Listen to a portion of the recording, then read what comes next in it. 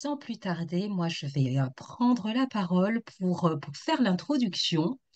Donc, moi, je suis Célie. On est ravis d'être avec vous ce soir, avec un peu de retard, mais ravis avec quand même un petit pincement au cœur, hein. C'est le dernier live de notre défi, mais c'est l'occasion pour nous de passer à une autre étape, hein, dans le cadre de cette expérience individuelle et collective. Donc, on va pas se séparer comme ça. Ce soir, deux messages importants que Pascal va reprendre tout à l'heure, hein. On est ravis, vous êtes de plus de 3500 personnes inscrites.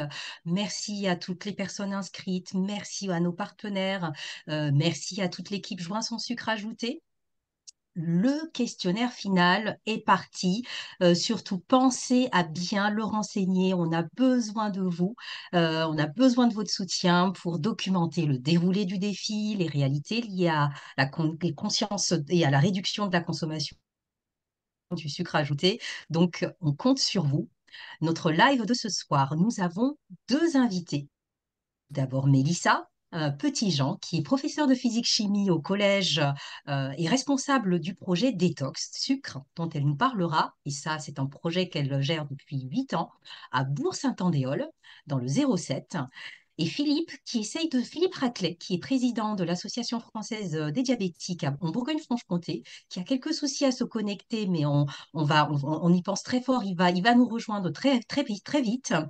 Alors, nous allons parler de prévention encore et encore, la prévention qui nous tient fortement à cœur, les rencontres et les actions innovantes qu'on a pu partager pendant cette édition 2024 avec Mélissa, Mathilde, Philippe et Juliette. Et Pascal nous parlera des prochaines étapes et des prochaines perspectives. A priori, Philippe est avec nous. Et Ah, donc, nous espérons que vous avez préparé vos questions, que vous avez une anecdote à partager avec nous. Voilà, continuons dans cet esprit de partage. Donc, je laisse tout de suite la parole à Mélissa et Mathilde. bonsoir tout le monde. Donc, bonsoir Mélissa. Merci beaucoup d'être avec nous ce soir. Donc, on va tout de suite rentrer dans le vif du sujet parce que Célie vous a déjà présenté. Donc, allez-y, parlez-nous donc de ce fameux projet détox que vous avez mis en place avec vos élèves. Donc, bonsoir tout le monde. Donc, comme vous venez de le dire, j'ai organisé dans mon établissement une détox sucre. À la base, donc, je suis prof de physique-chimie, mais ma passion, c'est la nutrition et le sport, et j'ai voulu transmettre cela à mes élèves.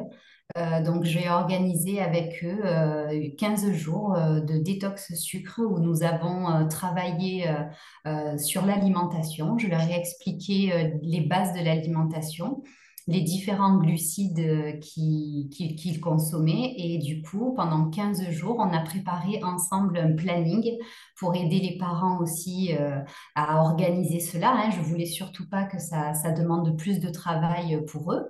Donc, les enfants, on avait des livres donc, de cuisine, Bérangère Philippon notamment et Amanda Abagima qui nous ont offert gentiment leurs livres pour qu'on puisse se servir des recettes. Donc, les élèves ont choisi chacun les recettes qu'ils préféraient. Ils ont rempli un grand planning sur 15 jours. Et ensuite, ils ont organisé avec leurs parents l'élaboration des repas chez eux. À l'établissement, en tout cas, moi, je leur donnais une collation donc, qui était très simple. Donc, aux récréations de 10 heures et de l'après-midi, ils mangeaient une poignée d'amandes avec deux carreaux de chocolat noir à 70%. Et le midi, j'ai travaillé donc avec le responsable de la cantine qui leur a préparé rien que pour eux des plats particuliers. Donc, notamment les accompagnements et les desserts étaient changés. Après, le reste était commun avec les autres élèves. Et donc, pendant 15 jours, ils ont mangé différemment et ils ont aussi fait du sport entre midi et deux, puisque je les ai amenés à faire différentes activités qui changent un peu du quotidien. Ils ont fait, par exemple, du cerceau aérien. Donc, ça a été extraordinaire. Donc, ils étaient suspendus à un cerceau et ils essayaient donc de faire des acrobaties suspendues en l'air. Donc ça, j'ai mis du coup des vidéos sur ma page Instagram pour que vous puissiez aller voir. C'est super sympa. On a fait du CrossFit, de la boxe. Donc tout ça, c'est avec des associations sportives qui ont été volontaires pour participer à mon projet.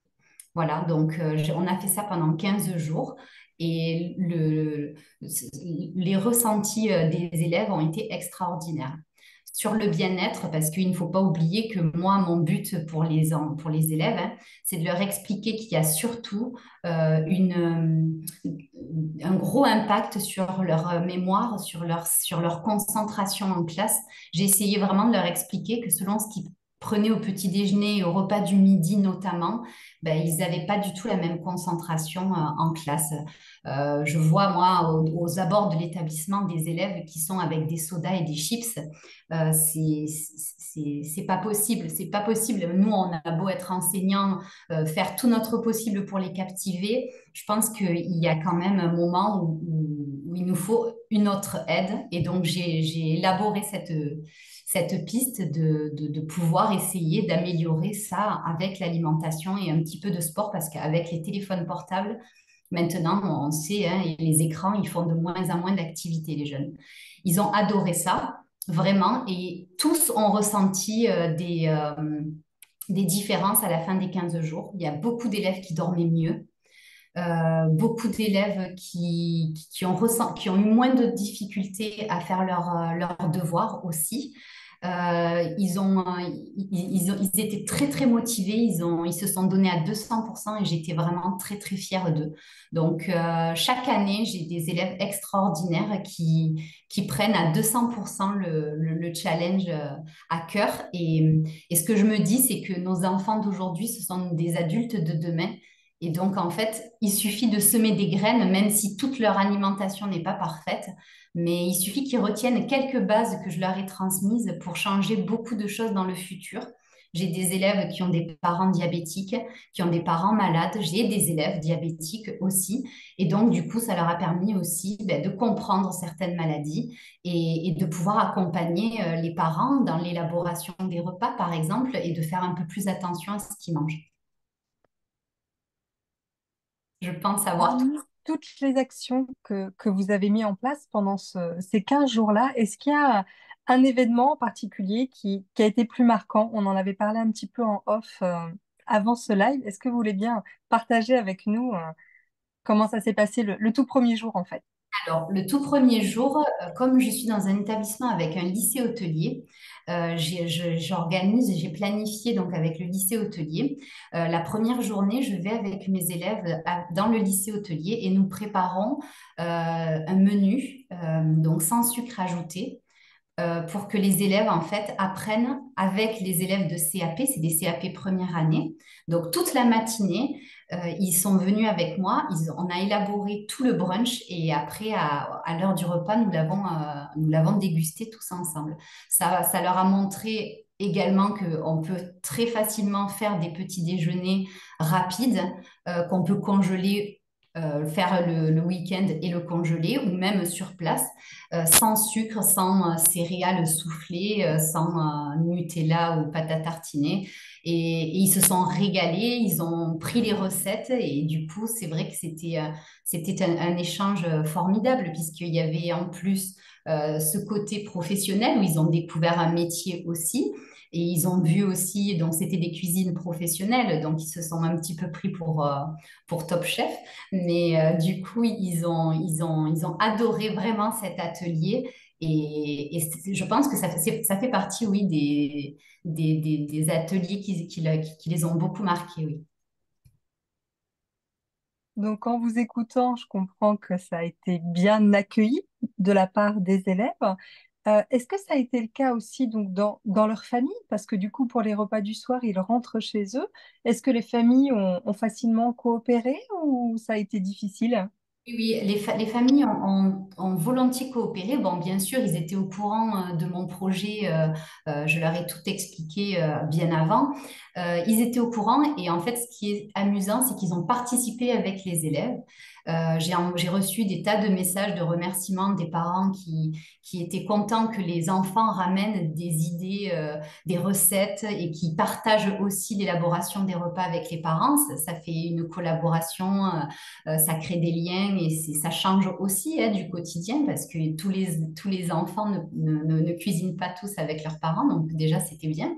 Et j'ai des parents qui continuent le projet parce qu'ils ont ressenti des bienfaits ben, auxquels ils ne pensaient pas. J'ai eu une maman qui souffrait de migraines et qui a vu notamment ses migraines diminuer grâce à cette alimentation. Donc, si on fait le point sur tous les bienfaits qui ont été ressentis par les élèves, donc plus de facilité à se concentrer en classe, un meilleur sommeil. Oui, ils se sentaient plus calmes aussi, moins Mhm. énervés. Il y a des élèves parce qu'ils ils mangent assez rapidement à la cantine. Donc, en plus, selon ce qu'ils mangent, tout ce qui est fast-food, etc., ils ont tendance à avoir mal au ventre pendant la digestion en début d'après-midi. Donc, ça, ils n'avaient plus du tout mal au ventre. Les envies de grignotage, ça a été terminé, mais ça a été très rapide. C'est-à-dire que les petits déjeuners qu'ils prenaient étaient assez conséquents, ils leur tenaient vraiment au ventre. Et à 10 heures, ils n'avaient plus du tout envie de grignoter, ils pouvaient tenir sans problème jusqu'à midi.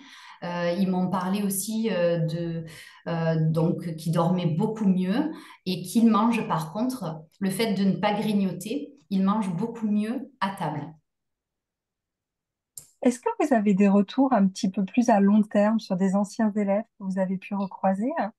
Oui, j'ai des anciens élèves qui viennent me voir, ils me disent qu'ils ont continué, surtout au niveau des petits déjeuners et des collations, qui n'achètent plus du tout de biscuits industriels, par exemple.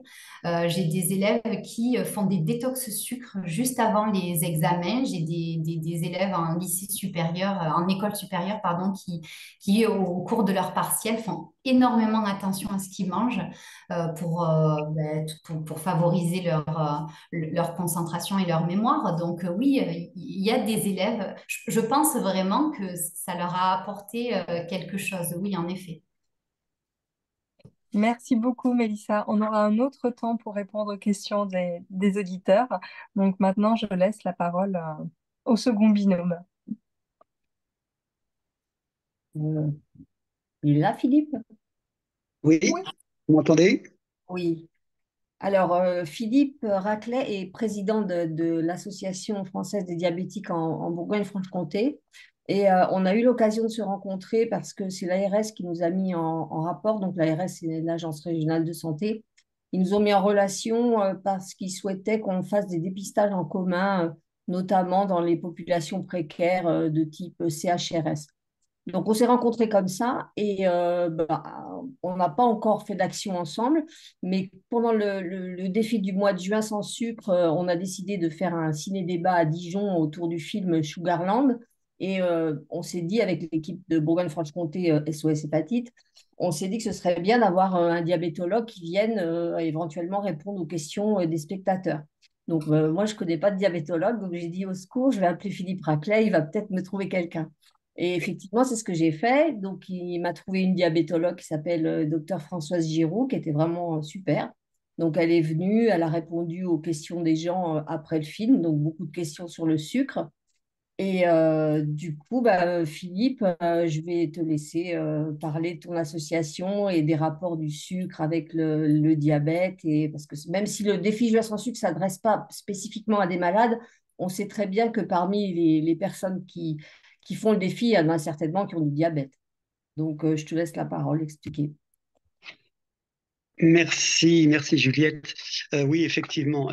Tout d'abord, je voulais dire que je trouve les actions qu'a fait Mélissa absolument formidables. Et que vous fassiez une semaine autour de toutes ces actions-là avec les sucres ajoutés. Je trouve ça formidable parce que vous avez touché les enfants et les adolescents et je trouve que c'est une cible qui est absolument à toucher de plus en plus parce que, comme elle l'a dit, manque d'activité physique, beaucoup de sucre, beaucoup de soda, etc. Il faut rappeler qu'il existe un lien très étroit entre la consommation excessive de sucre et le développement du diabète de type 2. Le diabète de type 2 se caractérise par une résistance à l'insuline, une hormone qui est produite par le pancréas et qui régule la glycémie. Vous avez tous fait des tests de glycémie dans vos analyses. Lorsque nous consommons des aliments riches en sucre, notre taux de sucre dans le sang augmente, ce qui stimule la production d'insuline.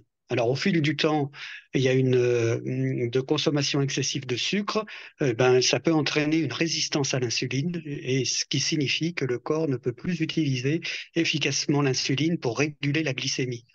Alors, ça peut également conduire au développement du diabète de type 2. Alors, quand on parle de sucre, on parle de tous les sucres, hein.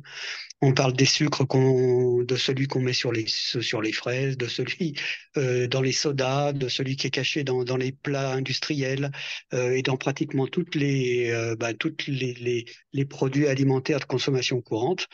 Parce que faut pas oublier que pour les industriels, le sucre, c'est d'abord un exhausteur de goût.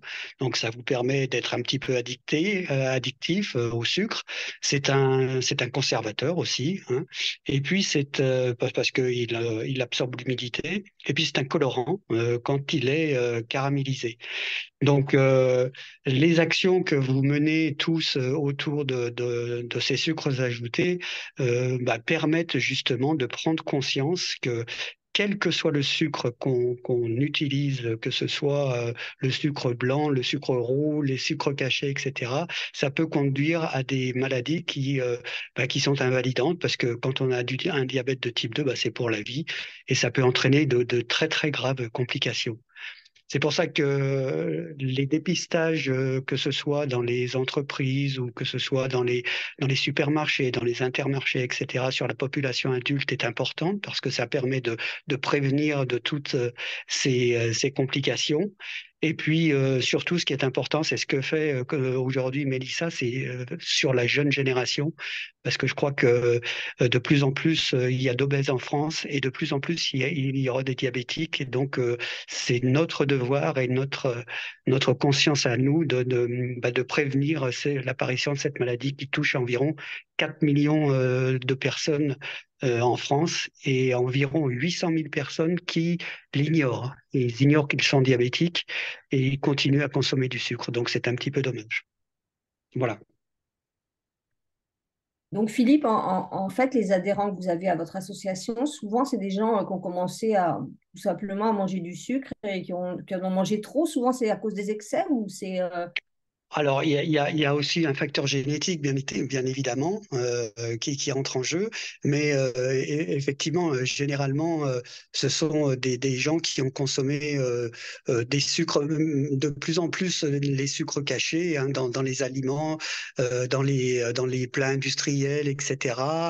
Et puis, donc, petit à petit, l'insuline ne fonctionne plus et donc, automatiquement, on devient diabétique de type 2. C'est un petit peu, voilà. Et le plus important là-dedans, c'est de prévenir les complications parce que il faut savoir quand même que le diabète est le premier pourvoyeur aujourd'hui de cécité en France, le premier pourvoyeur d'insuffisants rénaux et de dialyse, et le premier pourvoyeur d'amputation des membres inférieurs. Alors, c'est pas pour faire peur, mais effectivement, les complications sont très, très graves. Donc, plus on prend les choses tôt, et mieux c'est. Alors, il n'y a pas que la consommation de sucre, hein. Il y a aussi la sédentarité qui joue un rôle important. Vous l'avez dit, Mélissa, les jeunes aujourd'hui ont tendance à être sur leur portable, sur leurs jeux vidéo, dans le salon ou dans leur chambre, et ils font très très peu d'exercice physique, de moins en moins, et donc ça favorise l'apparition du diabète à plus ou moins brève échéance. On voit aujourd'hui des jeunes de plus en plus tôt qui commencent à avoir des signes de glycémie trop haute et c'est vraiment très, très inquiétant. Mais justement, Philippe, on vous a fait venir également pour ça, parce que nous, par rapport à la maladie du foie qui est la MASH, donc le foie gras, la stéatose, on sait que 80% des personnes diabétiques ont de la stéatose. Donc, c'est des maladies qui sont un peu complémentaires. Là, vous avez cité les amputations, la cécité, les maladies cardiovasculaires, mais la MASH en fait partie. Et justement, je voudrais donner la parole à Pascal, parce qu'il me parlait justement d'un patient diabétique qu'il a vu aujourd'hui. Je te laisse la parole, Pascal, je te laisse expliquer. Oui, non, c'était juste une anecdote. C'était un patient que je voyais pour une raison tout à fait différente et de sa maladie hépatique et de son diabète, ce qui avait rien à voir. Et à la fin, elle me dit, mon médecin est en vacances, est-ce que vous pourriez me faire mon renouvellement de traitement? Je dis oui, bien sûr, il n'y a pas de souci. Et dedans, il y avait son traitement pour le diabète que je lui ai refait bien volontiers. Et il me dit, si vous pouviez me faire mon bilan de surveillance pour mon diabète. Je dis oui, qu'est-ce que vous avez l'habitude de mettre c'était une façon pour moi de le tester un peu sur qu'est-ce que vous voulez surveiller. Et à la fin, bon, voilà, il y a l'hémoglobine glycée, il y a tout, voilà, le cholestérol, triglycérides, tout ça, l'acide urique, il me demande de le faire. Et je dis, et vous faites pas de bilan hépatique? Elle me dit, qu'est-ce que vous appelez bilan hépatique? Ben, je dis les transaminases, les gamma-GT. Je pense que ça devrait faire partie de la surveillance du diabète. Et là, elle me dit, ah, bah non, je vois pas le rapport entre mon diabète et mon foie. Et voilà, donc d'où la question. Pour moi, Philippe, est-ce que vous avez l'impression que les diabétiques sont suffisamment informés de l'importance de surveiller l'état de son foie quand on est diabétique, ou est-ce que ça reste aujourd'hui le parent pauvre? Dans une enquête que j'ai vue passer médicale, où on retrouvait qu'il y avait seulement, il y a que 20% des diabétiques qui font une protéinurie, qui surveillent leur atteinte rénale ou pas. Donc je me dis, est-ce qu'on a des chiffres aussi catastrophiques pour les maladies du foie? Et si oui, qu'est-ce que tu aurais? Je tutoie trop facilement, ça y est, le tu est parti. Et qu'est-ce que tu aurais comme piste à nous donner? Est-ce que tu crois que c'est vraiment un angle qu'il faut, peut-être que nos deux associations travaillent en collaboration pour arriver à ce que les diabétiques surveillent leur foie? Est-ce que tu as le même sentiment que nous? Alors absolument, absolument, je suis tout à fait d'accord avec toi. Toutes les analyses, toutes les analyses tournent autour de la glycémie et de ça, en gros, pour un diabétique. Malheureusement, effectivement, les analyses hépatiques ne sont pas du tout prescrites chez les diabétiques. Alors, j'allais dire, ça va être un petit peu provocateur, mais c'est un petit peu de la faute du médecin généraliste, ça. Euh, alors, le médecin généraliste a un petit peu trop tendance, quand il a un diabétique dans sa clientèle, à le minimiser, dirons-nous. Ce que je veux dire, c'est que quand quelqu'un a une glycémie, par exemple, qui fait un 30 ou un 40, quelque chose comme ça, bah, il va lui dire, bah, c'est un petit diabète, voilà, il faut manger un petit peu moins, il faut faire un petit peu plus de sport, etc. Or, il n'y a pas de petit diabète. Et Grosse complication. comment? Il n'y a pas de petit diabète, il n'y a que des grosses complications. C'est ça, voilà, tout à fait. Et effectivement, on ne parle pas on ne parle pas du foie, hein, du foie du diabétique. Et je pense que c'est une chose qu'on devrait inclure dans le bilan normal de tout diabétique. On devrait inclure la microalbinurie, la protéinurie, etc.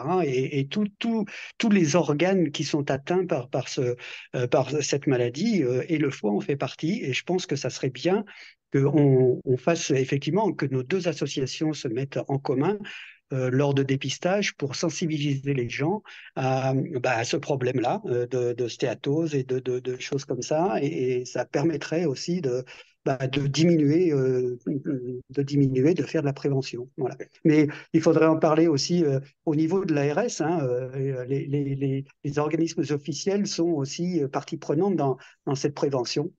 Voilà. Si, allez, on la tape, Banco. Céline me regarde d'un mauvais œil, mais euh, on, on- on a la prétention de dire à un moment, on peut faire bouger les choses au niveau de la haute autorité de santé. On a des guidelines, on a des fiches de recommandations sur quels doivent être les bilans de surveillance d'une cirrhose, par exemple. Il y a les mêmes bilans qui sont faits pour surveiller les patients atteints de diabète. Je pense qu'on pourrait faire du lobbying pour dire tous les diabétiques aujourd'hui savent qu'il faut aller voir l'ophtalmo une fois par an. Ils ne le font Mm. pas, alors sous prétexte que parfois il n'y a pas d'ophtalmo de disponible, mais c'est passé dans, le diabète se met dans les yeux, c'est passé, quoi. Je veux dire, donc à un moment, faire du lobbying pour dire une fois par an, il faut avoir une échographie, il faut avoir un bilan hépatique quand on est diabétique. Je pense qu'il faut qu'on fasse du lobbying pour que ce soit noté Ouais. officiellement à l'HAS, mais aussi que ce soit répandu en médecine générale et dans nos associations. Oui, oui, tout à fait. Bah, on a dans notre association quelqu'un qui faisait partie de l'HAS, qui était Jean-François Thébault, qui était cardiologue et donc c'est tout à fait possible de faire des actions en commun, un lobbying effectivement sur ces questions-là. Et je pense que c'est très important. Oui, absolument, absolument. Ouais. Alors, pour finir, du côté, je remets ma casquette des pathologues. Malheureusement, quand on a dit diabétique ou le diagnostic de forme grave, puisque Juliette disait qu'il y avait 80% des diabétiques qui avaient une stéatose, si on Mm. reprend le chiffre de 10 à 15% de gens qui ont des formes de fibrose évolutive, ça nous fait quand même des chiffres un peu affolants de 10 à 20% des diabétiques qui sont en train de Mm. détruire leur foie. C'est Et ça. quand on trouve des patients qui ont une cirrhose sur un diabète, moi j'ai une dizaine de patients comme ça, qui ne se savaient pas porteurs de cirrhose. Et quand on les trouve, en plus, on découvre que des médicaments sont toxiques pour le foie, et Mm. des médicaments du diabète. Donc C'est il y a un vrai. intérêt à nettoyer la pancarte, à repenser le traitement du diabète différemment quand les gens ont une cirrhose. Parce que là, Absolument. on franchit un cap dans la gravité et il faut travailler ensemble à ce moment-là. Et je pense qu'il y a Oui. encore plein de cirrhoses qui sont, ne se reconnaissent pas cirrhotiques et qui pensent être que diabétiques. Oui. Mm. Oui, oui, tout à fait. Oui. C'est une piste à explorer. Je crois que nos deux fédérations, nos deux associations doivent travailler la main dans la main pour effectivement faire évoluer ces choses-là. Oui. Mm. J'ai envie, alors là, c'est pour les gens des Suèdes, c'est pour nous en interne, hein. J'ai l'impression je prends ce combat-là comme un combat par rapport aux gens qui ont infecté. On avait des gens qui n'avaient qu'une hépatite C, et puis après, on s'est rendu compte qu'il y avait des gens qui avaient et le sida et l'hépatite C, qui avaient une double pathologie, et qui du coup c'était plus compliqué de les soigner, et ils étaient prioritaires dans l'accès aux soins. Enfin, il y a vraiment des prises en charge spécifiques. Et j'ai l'impression qu'aujourd'hui, il y a les co-infectés, maladies hépatiques et maladies diabétiques, et Mm. qu'il faut réfléchir des accès aux soins et des parcours de soins spécifiques pour ces gens-là. Oui, tout à fait. Tout Qu'est-ce à que tu fait. penses quel regard toi tu as sur le joint sans sucre? Tu as l'impression que c'est trop dur, que c'est quelque chose qui est castrateur, ou que les diabétiques peuvent entendre d'un. Parce que comme Non. on a eu des sons de cloche en disant, ben, il y a un mois sans tabac, un mois sans alcool, maintenant vous nous mettez un mois sans sucre ajouté, il y en a marre, quoi. Et puis bientôt, il y aura un mois sans voiture, il faudra marcher. Ben, voilà. Et comment tu le perçois ça? Bah, le moins sans sucre, c'est vrai que c'est très difficile, hein. Je pense que il faut de la volonté pour ne pas consommer de sucre et de sucre ajouté, parce que c'est vrai qu'il y en a de partout du sucre, on en retrouve de partout. Je pense que c'est une très bonne initiative parce qu'il faut sensibiliser les gens à c'est un petit poison le sucre, hein. C'est une petite, c'est c'est bon, c'est agréable, etc. Mais on se rend compte que ça fait d'énormes dégâts. Et je pense on ne mesure pas assez tous les dégâts que le sucre peut faire. Et je pense que des initiatives comme les vôtres sur ce genre de défi, c'est une bonne chose pour sensibiliser la population à ce genre de choses. Et je pense qu'il faudrait en refaire même régulièrement, peut-être même faire des sortes de jeux quand on fait des dépistages, des choses comme ça. Il faudrait peut-être imaginer des choses un petit peu plus ludiques quand on fait des opérations et on pourrait faire ça ensemble et je pense que c'est une très bonne chose. Bien, puis je vais laisser Juliette répondre parce qu'elle m'a lâchement donné la parole tout à l'heure et je vais lui renvoyer. Euh, euh, et pour aller en relation avec Mélissa, je pense que on manque cruellement dans nos maladies frontières où on aurait dit il y a de la stéatose qui précède parfois le diabète et puis après ça se transforme en diabète. Des fois, les deux nous tombent dessus en même temps. Je pense qu'on manque de modèles et d'images pour expliquer simplement les choses à des enfants, Oui, voire à des adultes jeunes à qui le diagnostic de diabète tombe comme ça de façon brutale. Et pour m'occuper d'un programme d'éducation thérapeutique, je pense on gagnerait à expliquer aux gens on a un potentiel d'insuline, on a un quota d'insuline qu'on va pouvoir sécréter dans notre vie, que l'homme vieillit de plus en plus et qu'on si on crame toutes nos cartouches d'insuline quand on est jeune parce qu'on mange beaucoup de sucre, il y a un moment, on ne pourra plus faire face au sucre. Et je c'est pense qu'il vrai. faut qu'on arrive à mettre du timing parce qu'on a plein de gens qui disent bah, c'est pas grave, pour l'instant, je ne suis pas diabétique. Donc Oui, c'est bon, je peux manger du sucre. Ouais, mais t'es en train de cramer ton stock d'insuline, quoi. Et c'est donc quand ton ça. pancréas, il pourra plus, il pourra plus. Et je pense qu'on est un des pièges dans lesquels on tombe, c'est qu'on est trop dans l'instantanéité. On regarde aujourd'hui, ça va bien. Et comme le mec voilà, c'est la blague du mec qui saute du 30e étage et quand il passe devant le 15e étage, il dit pour l'instant tout va bien. Ouais, mais sauf que tu vas t'écraser à la fin, quoi. Et on est exactement de la même façon, quoi. Et je pense à faire réfléchir les enfants comme les jeunes sur Ouais, comment j'utilise mon capital insuline et de dire, et ça permet de retomber sur une façon de détruire le sucre, c'est pas d'utiliser de l'insuline, c'est d'utiliser tes muscles et comme ça tu pourras garder ton capital insuline. exactement. Et voilà, je trouve il faut qu'on arrive à travailler tous ensemble pour Ouais. trouver des modèles, des images compréhensibles pour tout le monde et qui arrivent du coup au quotidien quand tu te retrouves devant ton assiette, que tu puisses te mobiliser comme j'entendais des gens dire, ben, je peux peut-être manger un peu plus, mais juste derrière, il faut que j'aille faire du sport après manger pour utiliser le sucre directement sans taper dans mon insuline. Et je trouve Ouais. que quand Mélissa, tu disais, on fait du sport entre midi et deux, voilà, c'est typiquement ça, mais il faut qu'on arrive à le mettre vraiment en musique, ça. Et comme Juliette a toujours plein d'idées pour des actions et à mettre en pratique en éducation, je pense qu'on peut trouver des plans pour l'année prochaine à travers toutes ces expériences. Oui, oui, absolument. Puis je crois que de plus en plus, les jeunes sont réceptifs à ce genre de message. Je pense que on peut faire des tas de choses. Le mieux, ça serait effectivement de pouvoir inclure quelques programmes et pouvoir rentrer dans des écoles, dans des collèges, dans des lycées, etc. C'est très difficile de faire de la prévention dans l'éducation nationale. C'est un petit peu dommage. On est en train de travailler à la fédération pour ça. On est en train de passer des partenariats avec des collèges, des lycées, etc., de manière à faire de la prévention. Et je pense qu'il faudrait en faire pour des maladies comme le diabète, comme pour les maladies hépatiques, plein de maladies chroniques qui sont délétères. Et je pense que plus on s'y prend tôt et mieux on aura de résultats, on aura de résultats, effectivement.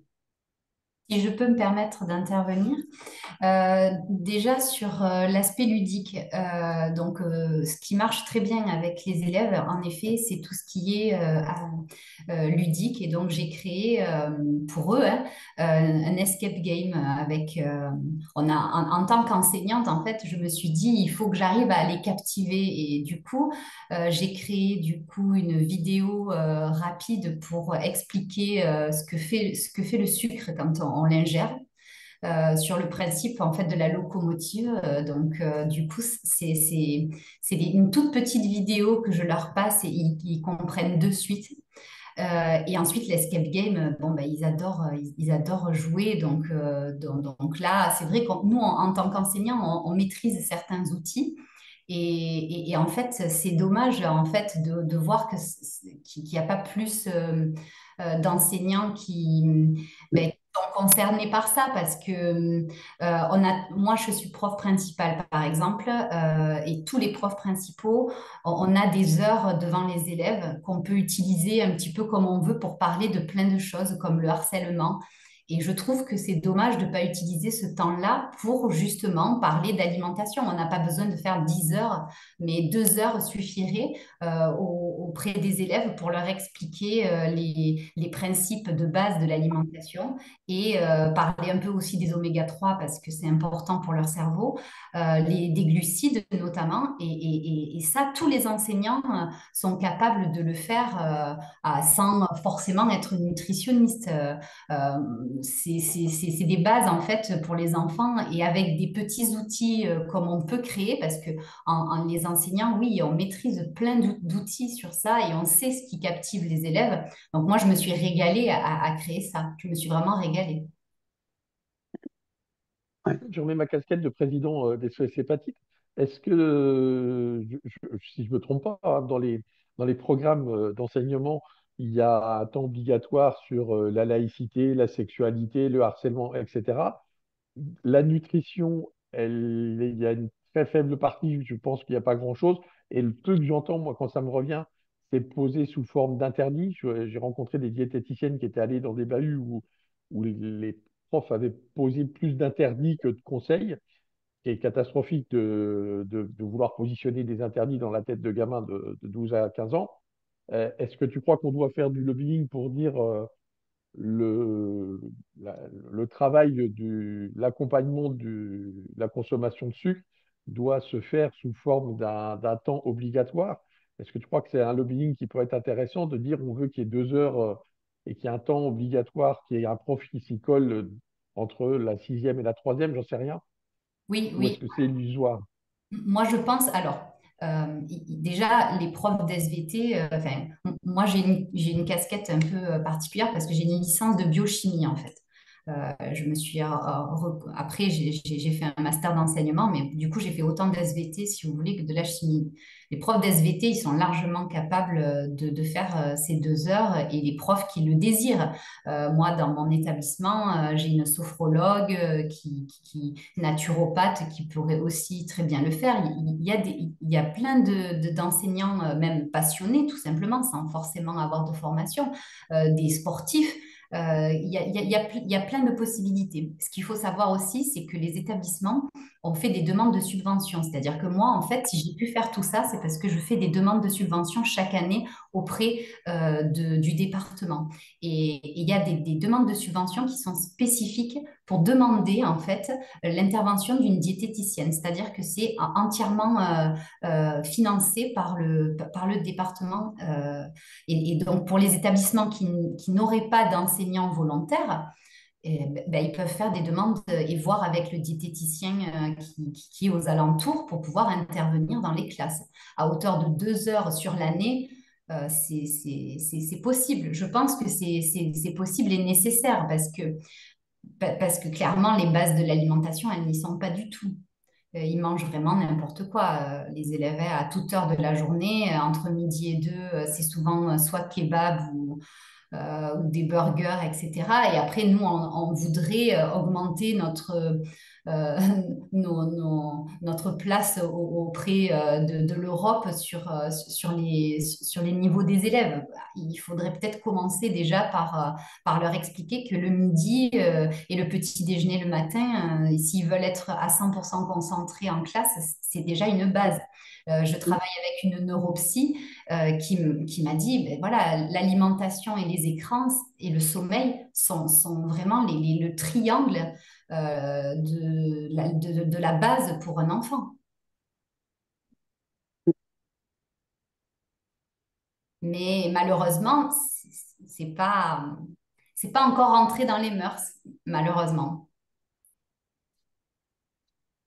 D'en faire d'être lanceur d'alerte et de pousser ça pour que ça devienne une priorité. Et en tant que citoyen, en tant que parent, en tant que malade, ou non malade, ou sympathisant, etc. Et je pense qu'il faut c'est aussi la, la progression du mois sans sucre ajouté, c'est d'arriver à mobiliser le plus grand nombre, et en particulier dans les écoles.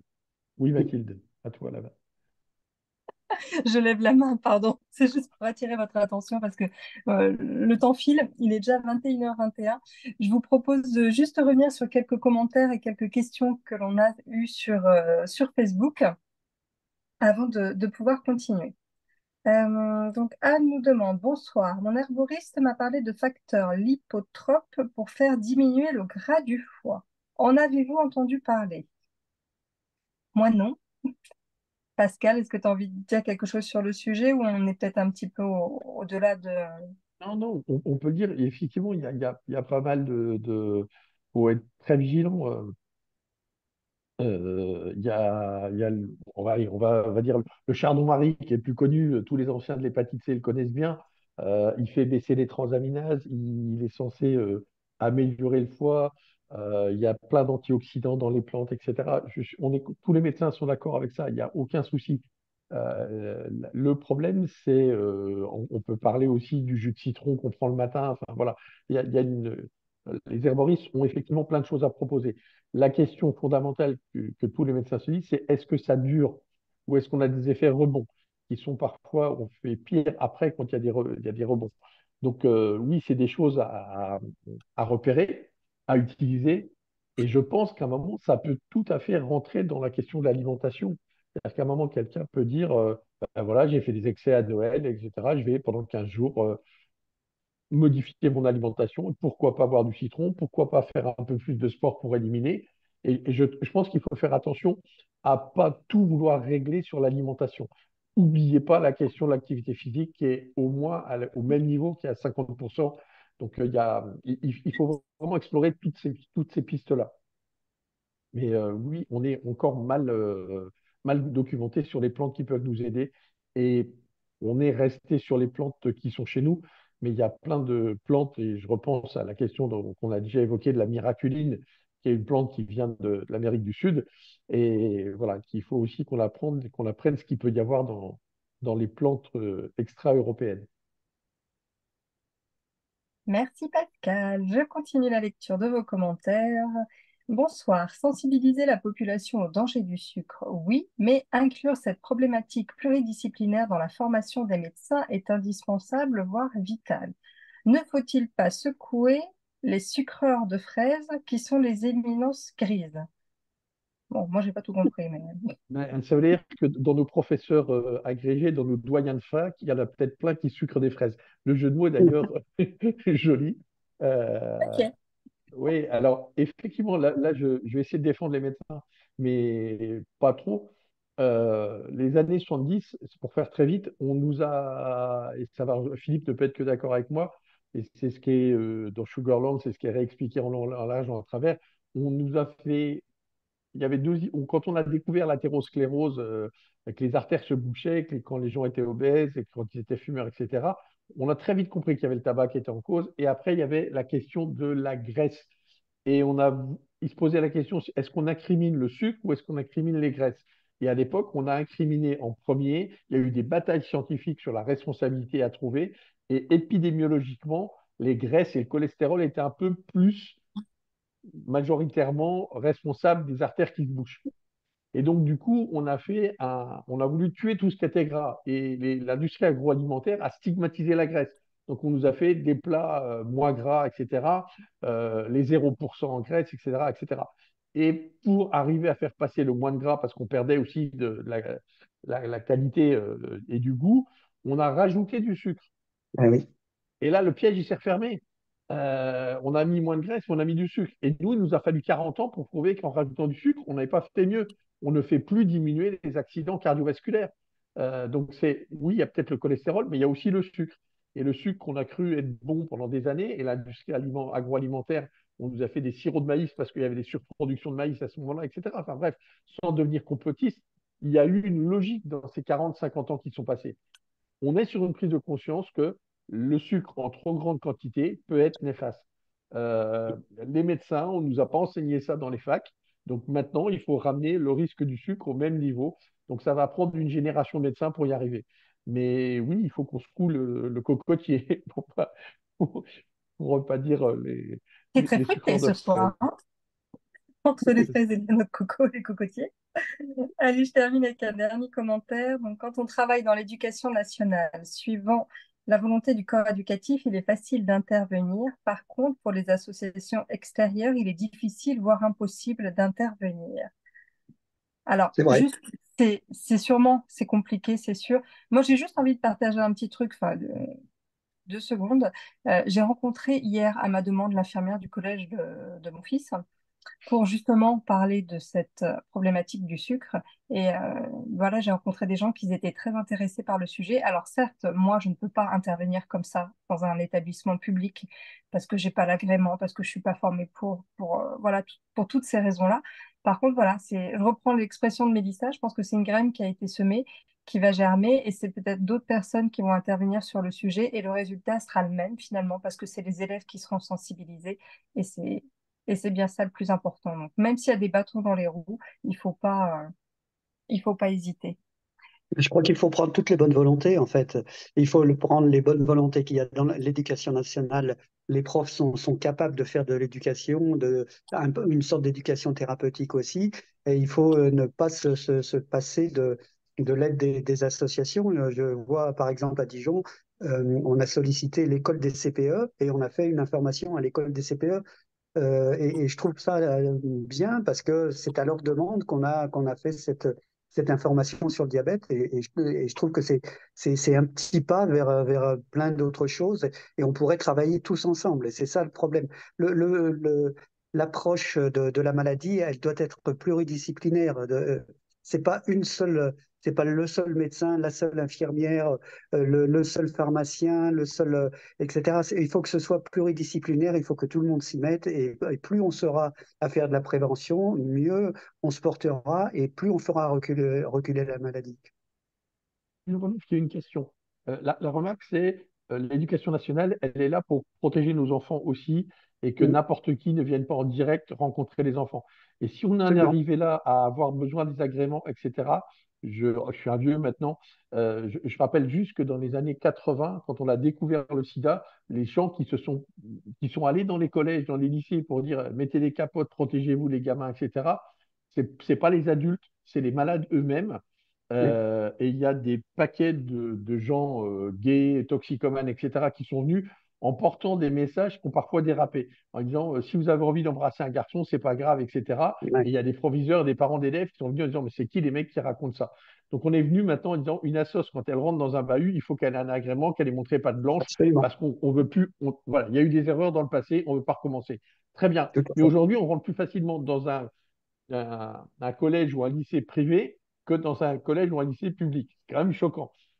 Par contre, ce que j'ai découvert, et je voudrais que Mélissa, tu nous dises, il y a les enseignants ont tous les ans des journées de formation où c'est eux-mêmes qui disent sur quoi ils veulent être formés. Et moi, j'ai été invité comme ça sur des temps pédagogiques où tous les instituts, où les profs sont là, et on est invité. Alors, il y a le prof d'histoire, de géo, de voilà, etc. Et si on pouvait arriver à faire germer la graine dans la tête des profs pour parce que du coup, dans ces cours-là, il n'y a pas besoin d'agrément puisqu'on n'est pas en contact avec les élèves.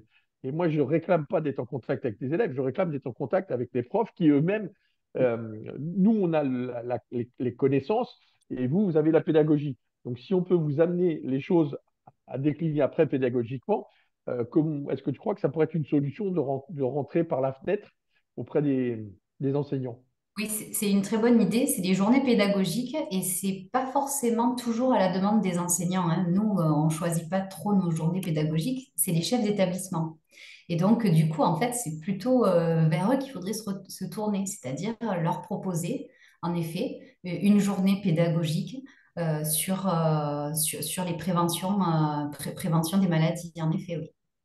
C'est plus au niveau des chefs d'établissement qu'il faudrait s'adresser.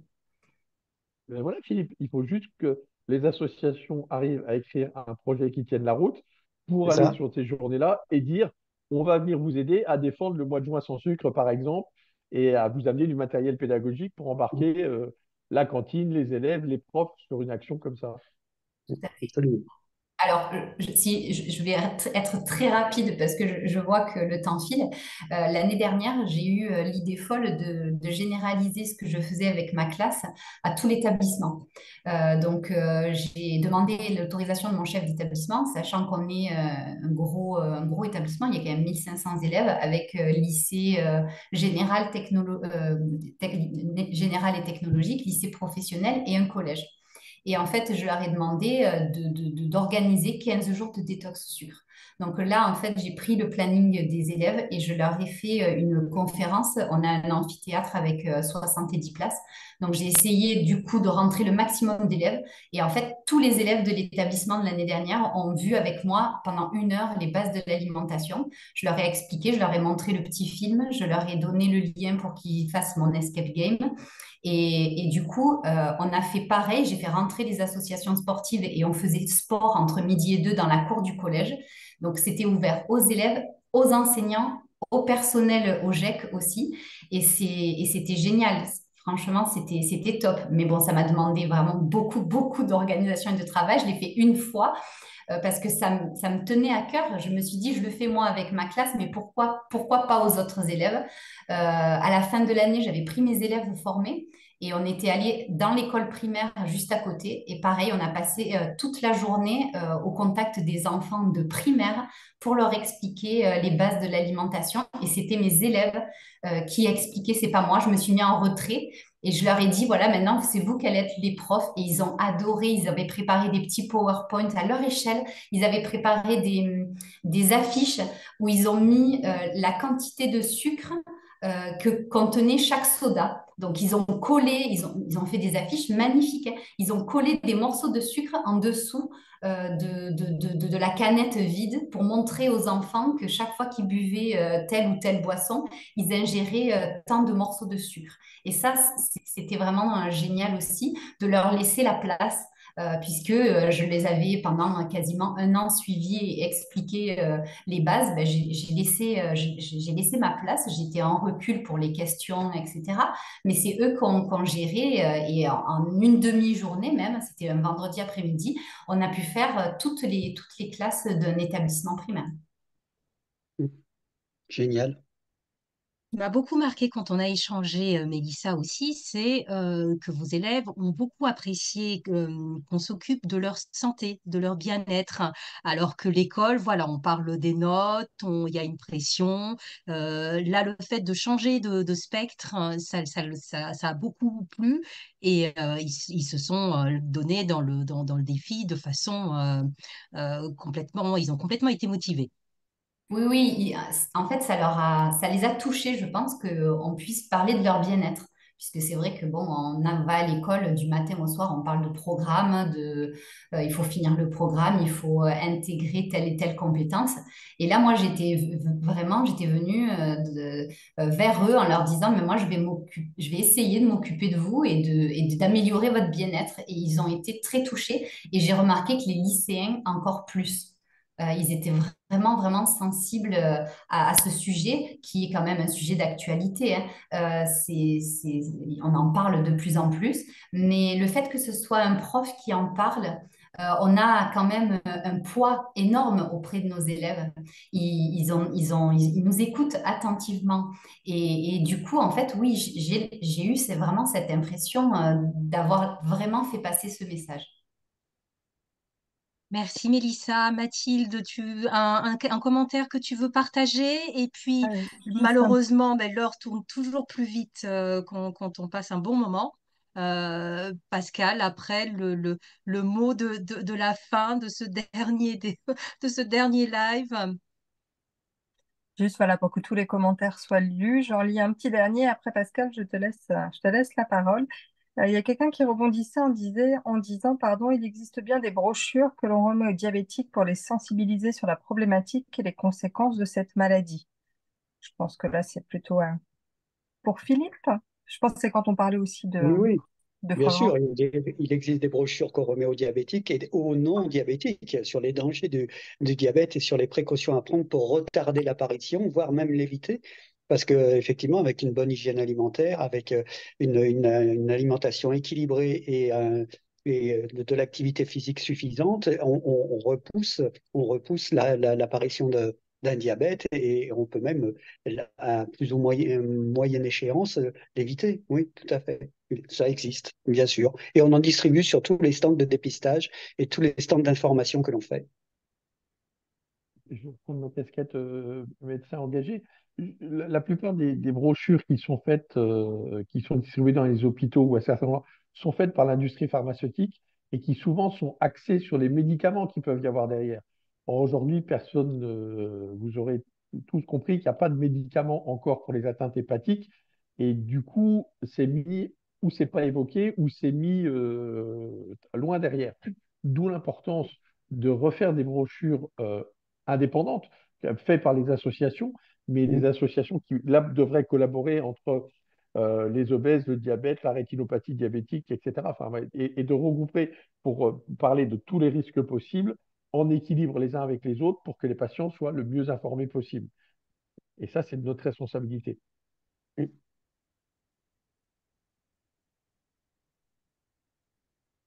Mathilde, mot si de tu la veux être sûr, fin, c'est mieux. Pascal. Ok.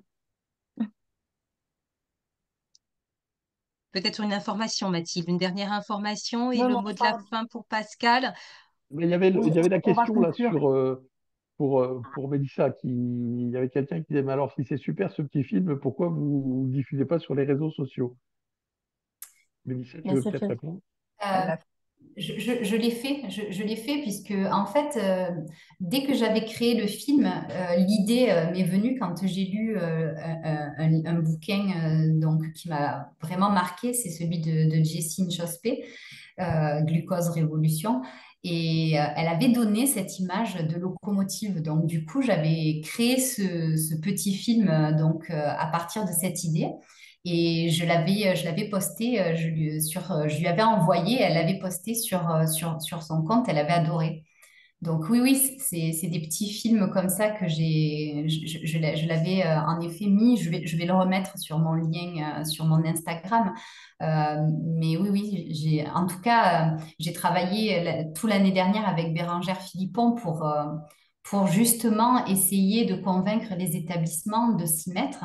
On a créé tout un dossier pédagogique pour les établissements, en fait. Donc, on essaye de faire bouger les choses. On a essayé, elle l'a mis sur son compte, elle a fait passer pas mal de publicité. Après, moi, l'impression que j'ai, c'est que c'est pas encore gagné. J'espère, en tout cas, moi, je me bats pour que le message soit passé. C'est pour ça que quand j'ai vu votre initiative, j'ai de suite contacté la fédération. C'est mon initiative où j'ai voulu justement en parler. Mais c'est vrai que pour l'instant, ça commence petit à petit. On commence de plus en plus à revenir vers moi en me posant pas mal de questions. On veut que j'intervienne dans certaines conférences, mais c'est pas le but. Le but, c'est vraiment d'essayer de dire aux établissements que chacun peut le faire à son niveau et que c'est tellement important pour les élèves. Donc, c'est surtout ça, en fait, le message faut faire passer. Après, bien sûr qu'on a tous des outils formidables et pédagogiques pour que ce soit plus facile. Mais en tout cas, moi, j'ai travaillé pour Bérangère tout l'année dernière. L'Escape Game, c'est pour elle que je l'ai fait. Et évidemment qu'on est tous capables, oui, de faire des choses extraordinaires pour que les enfants comprennent. Et les adultes, parce que c'est pas que pour les enfants.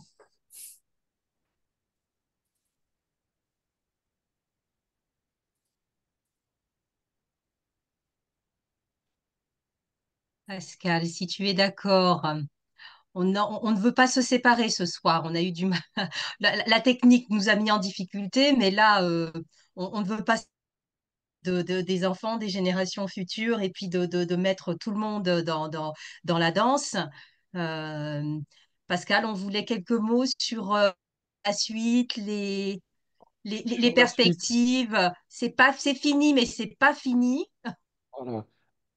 Juste, moi, je voulais dire, alors, remercier Mélissa et Philippe d'avoir joué le jeu et d'être venus et puis Mathilde et Juliette, toi aussi Célie, sans oublier Génia qui était aux manettes derrière et toute l'équipe d'SOS qui a permis de relever je pense aussi à Thomas qui n'est pas là ce soir, mais a relevé ce défi Joint sans sucre ajouté 2024. L'année dernière, l'idée est partie d'un pari entre copains, on était quelques centaines. Cette année, si on avait encore un doute, vous étiez 3500 à avoir répondu, vous êtes 1900 personnes à avoir répondu au premier questionnaire et ça s'est fini il y a quelques jours. Il y a déjà 400 personnes qui ont accepté de répondre au questionnaire de fin. Alors bien sûr qu'on aimerait qu'on soit le plus près des 1900, qu'on ait un questionnaire avant, après. Donc à ceux qui ont joué le jeu, voilà, s'ils peuvent remplir le questionnaire, ça nous permet à nous de nous enrichir de ça, de faire des publications, d'aller dans les congrès, de porter la parole. L'année dernière, les gens de la NGH sont venus nous rejoindre grâce à cette communication qu'on se veut scientifique. On essaie de tirer des conclusions et d'arriver à modifier le regard des médecins. Et l'année dernière, une question que vous avez tous posée, c'est, vous avez dit, mon médecin ne m'interroge jamais sur ma consommation de sucre. On me demande si je fume, si je bois, si j'ai du cholestérol, mais jamais un médecin me demande quel rapport j'ai avec le sucre. On a mis le doigt sur le fait qu'il y avait à peu près 15% de gens qui avaient une addiction au sucre. Et nos collègues du monde de la diabétologie nous disent, oui, il y a ceux qui mangent trop de sucre, et il y a ceux qui sont réellement addicts, qui ont une vraie dépendance au sucre, et il faut les regarder autrement, il faut leur apporter d'autres solutions. L'addictologue a probablement quelque chose à en dire de cette dépendance au sucre et de ces transferts d'addiction. j'arrête de fumer, mais je mange plus et je me retourne vers le sucré. Donc, il se passe des choses dans notre cerveau qu'on doit encore comprendre. Ce que j'ai envie de vous dire pour conclure, c'est que vous nous avez convaincus tous la puissance de ce groupe de 3500 personnes. On est obligé, joint sans sucre, on n'a pas le choix. Il y aura un mois de juin 2025 et il sera sans sucre ajouté aussi. On ne peut pas faire autrement que d'y aller maintenant. Le rendez-vous est pris. Ça fait 2 ans qu'on le fait sans financement. Moi, ce que j'ai compris en tant que président, c'est que c'est dès demain qu'il faut qu'on réfléchisse à juin 2025. Et on ne peut pas attendre le mois de février ou de mars pour dire alors on y retourne, on n'y va pas. On ira. On sera là en 2025 et on va réfléchir à comment le faire. L'enseignement que je tire de tout ce qu'on a dit ce soir et de tout ce que j'ai vécu, ce que je vous propose en guise de conclusion, c'est de définir notre rapport au sucre avec le même esprit que l'OMS. Prévention primaire, secondaire, tertiaire. La prévention primaire, c'est éviter. On le fait avant. C'est ce que Mélissa nous a dit. Il faut semer des graines, il faut expliquer aux enfants. La malbouffe est là. Attention, on dérape. Il y a une épidémie d'obésité, il y a une épidémie de malbouffe. Il faut revenir à des fondamentaux, réexpliquer que les poissons, ils ne sont pas carrés avec un œil dans un coin. Voilà. Et ça c'est fondamental d'arriver à faire ce travail de prévention primaire.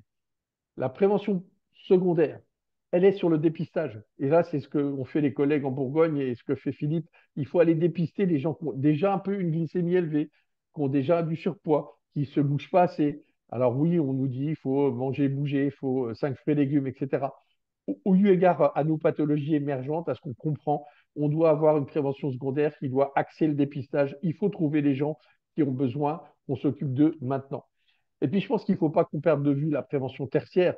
Et ça, c'est, là encore, Philippe, si tu me permets, c'est les gens qui sont déjà diabétiques. C'est les gens qui ont déjà une cirrhose à cause d'une stéatose hépatique sévère, etc. Et qui, eux, ont besoin aujourd'hui qu'on leur définisse un parcours de soins clair. Il faut que dans chaque région, on ait des centres qui puissent répondre aux gens qui ont des atteintes hépatiques, aux gens qui ont des diabètes. Il faut qu'on modifie le regard des médecins, qu'on fasse attention au bilan de ces personnes-là correctement. Et ça, c'est le lobbying, il faut qu'on le fasse. On a la légitimité en tant qu'association de patients de dire quel, qu'est-ce que je veux voir, les médecins que je vais voir demain, qui est-ce qu'ils doivent être, comment ils doivent être formés, et nous, on a des choses à dire.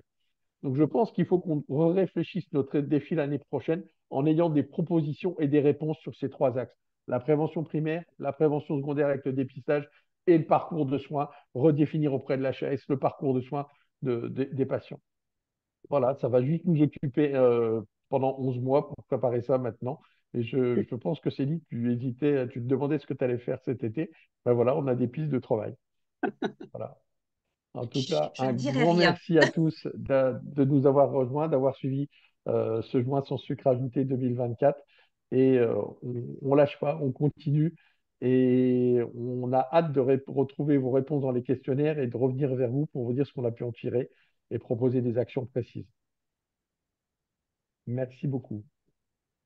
Merci. Merci à tous. Bonsoir. Merci à tous.